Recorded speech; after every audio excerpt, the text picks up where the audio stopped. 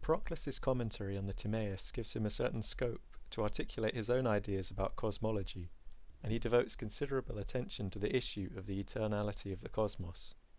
As one would expect, a key focal point in this discussion is the figure of the Demiurge, which is Greek for artificer or craftsman, which in this case shapes the cosmos out of prime matter. In the scheme which Proclus has adapted from Plotinus, essentially, the Demiurge, qua his activity, belongs to the noetic realm, or the intellect, for the Demiurge is the principal creator of souls. Yet Proclus goes into greater detail and nuance here, making further ontological distinctions in the hierarchy of being. He distinguishes the Demiurge from the paradigm in which are contained all the forms. In his commentary on Timaeus he writes, "Because all things are from the good, things for which demiurgic intellect is not responsible, for example matter, have the good as their cause, and things for whose existence the paradigm is not responsible also derive their existence from that source. Those who have identified the Demiurge and the first god, whom Socrates celebrated as good in the Republic, because Plato has also called the Demiurge good here, are altogether ridiculous. The good and a good being are not the same thing. The former is imparticipable, alone by itself, transcending all things. The latter is good because it participates it. The former rules over all the intelligibles. The latter, if it is identical with the paradigm, is the intelligibles themselves, but does not rule over the intelligibles. And if it is posterior to the paradigm, it is much inferior to that which rules over all of the intelligibles. And speaking generally, every god is some particular good, one that is demiurgic, for example, or productive of life, or perfective. But the good is not a particular good, but simply good. If you call it demiurgic, you detract from its simplicity. You have then these three in a series: goodness, the paradigm, intellect, in one fashion in the Demiurge, in another before the Demiurge. And if you like to put it so, the one which is beyond the intelligibles themselves is first goodness, for that is imparticipable goodness. The intelligible, which embraces the entire sum of the forms as a unity, is the paradigm. And intellective intellect, the bringer of being to all things, is the creator. So to the extent that the Demiurge is intellect, he produces all things by means of his thoughts. To the extent that he is an intelligible, he creates just by being. To the extent that he is a god, he creates by willing alone. What then is the first? If it were in fact the beautiful, we would say that it is through beauty that intellect is a god. But since it is the good, and intellect is a god by participating goodness, it is therefore this goodness which is the very being of the gods. This goodness which is, if it is permissible to say it, the essence of the gods.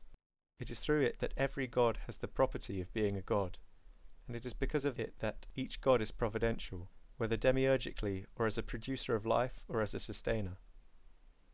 For it is the nature of intellect qua intellect to apprehend things and to know them, but to exercise providence in regard to them is clearly divine.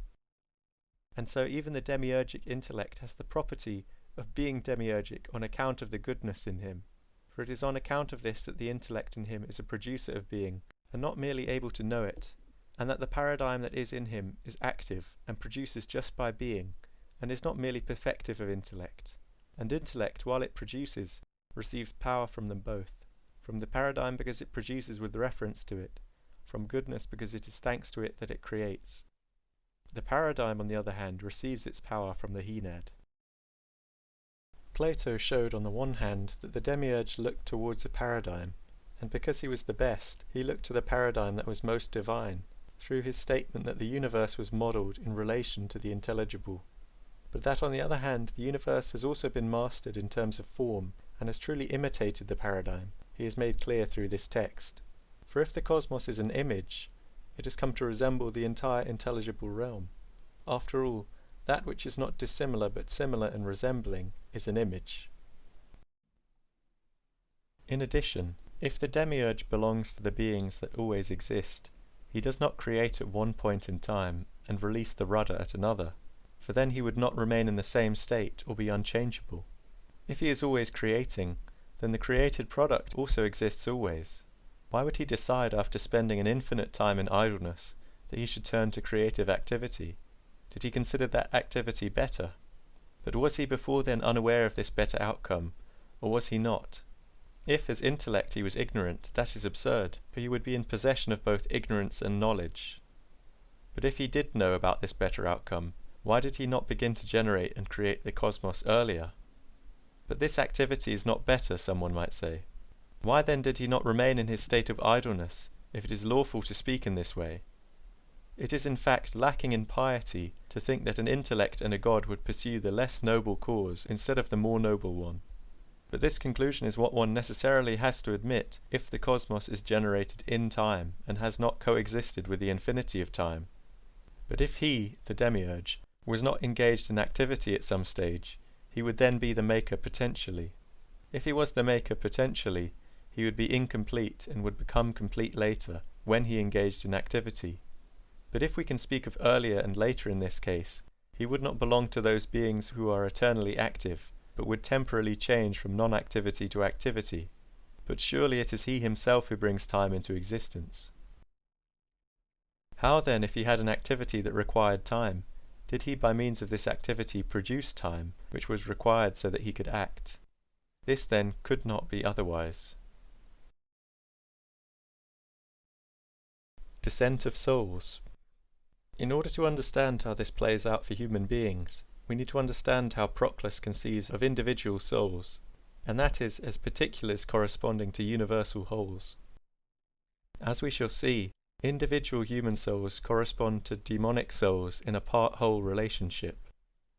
Proclus himself writes that this soul is not the same as the gods around which they are sown, as certain people say, making the part the same as the whole. For in this way the ranks of leaders get muddled with those of the followers, and the distinction between how the pure souls and those not of that kind are arranged gets abolished. He also writes that to postulate an intellect for each individual soul, and an individual one at that, has been seen as desperate. Perhaps then each of these two, by being joined to some demon, while each demon by its very substance has a demonic intellect set over it, possesses that same intellect itself too positioned as an indivisible substance prior to it, so that there are, sharing that intellect, primarily the demonic soul, but secondly the individual souls subject to it.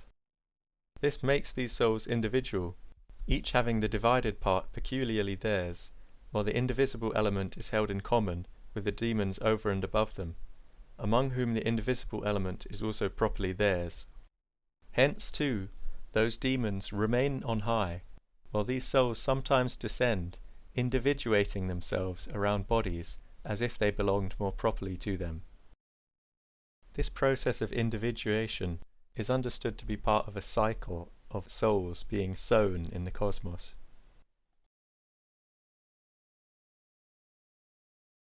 Plenitude and the continuum of being. We may perhaps better understand this if we recognize that for Neoplatonists, the notion of contingency is not based on the possibility that the one could have not produced anything at all, precisely because possibility, in terms of passive potency, is something extrinsic to the one. There is much more of a continuum between necessity and contingency in this system than there is in orthodoxy. It is thus very different from the Christian understanding that God's act of creation was itself contingent, in the sense that he could have not created. Indeed, creation was for God a spontaneous and free act. We see this especially in Proclus's discussions on the nature of evil.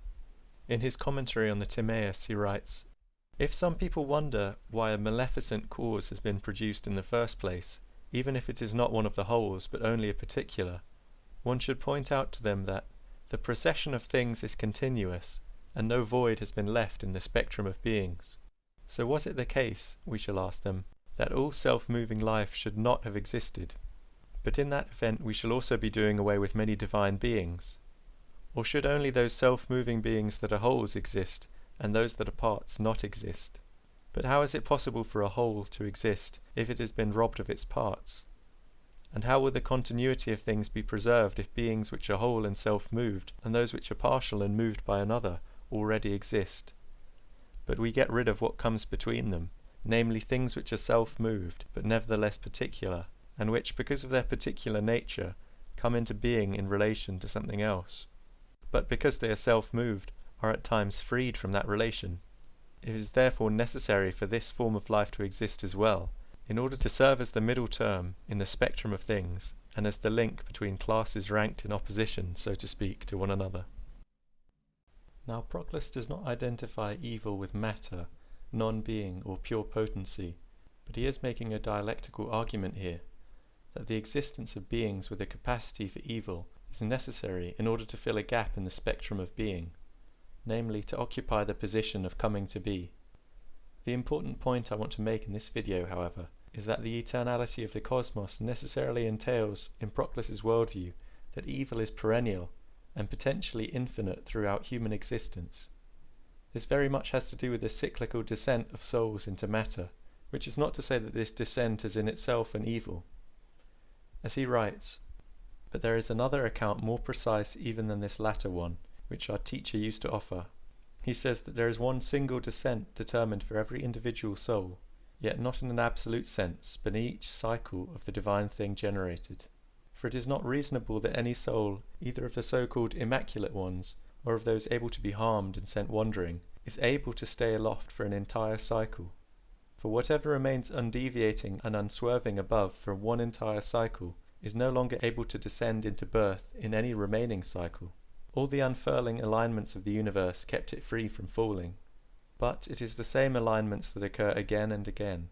Furthermore, the life of the individual soul is less than the complete revolution of the universe, so that, if it had been sufficient over all this time to remain above, then it must have got an unswerving intellectual power, for it lives in the same way for the whole of time. Hence, if the whole of time as it unfurled did nothing unexpected to it, its place in nature would be one of those things that always remain fixed. Since the universe is eternal, and the descent of souls is necessary and proper to each cycle of the cosmos, then instances of evil and suffering among human beings are potentially infinite. In principle, we could bring to mind the analogy of Hilbert's Hotel. It's as if every third room in Hilbert's Hotel has an evil occupant, with the result that evil is quantitatively endless. However we choose to divide up the evil in human experience, whether it is even quantifiable in any meaningful sense, the result is nevertheless potentially infinite or indefinite. Is this a problem? Yes, I think it is, if we believe that God is just and good. I think that one could argue that finite evil is justified, but endless evil is something that can have no real justification, because it is not serving any final telos in temporal terms. It would imply that the gods are impotent to bring the cosmos to any kind of completion or perfection, and thus their power is limited. And if the gods have perfect knowledge of all that will come to be, surely the question of good and evil becomes a kind of algorithm into which the gods put 2 parts evil to 3 parts good, for example, because the cosmos is eternal and will just keep cycling through these patterns indefinitely.